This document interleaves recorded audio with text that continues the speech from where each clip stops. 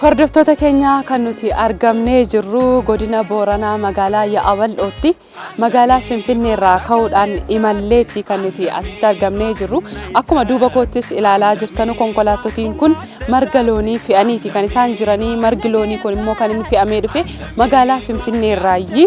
Dhaabbanni daldala buna qarcaanshee birmataa ta'uudhaan duraanuu kan beekamu lammiidhaaf yoo birmate malee rakkoo irraa wal oolchuun hin jiru waan ta'eef dhaabbanni kun immoo yeroo garaagaraatti deeggarsa adda addaa gochuudhaan kan inni beekamu. Marga loonii bitanii godina Gujii Lixaatiif akkasumas immoo magaalaa Booranaatiif kan isaan erganidha kan nuti Finfinnee dhufnee asitti argamnee jirru. Egaa qabeenyi isaanii jechuudha akkasumas immoo aadaa isaanii aadaa nyaata isaanii kan isaan ittiin calaqqisiisan kan isaan ittiin waan hin barbaanne abaaranii ittiin balleessan kan ittiin immoo eebbisanii argatan kan buna ittiin qalan akkasumas kan aannan cobsan kan qalanii dhiiga buusanii ittiin kadhataniga looni jechuudha. Kanaaf loon isaanii immoo yeroo ammaa kana sababa hongeetiin jalaa dhumaatii kan inni jiru. Kanaaf deeggarsi garaagaraa taasifamaafiiti kan inni jiru jechuudha.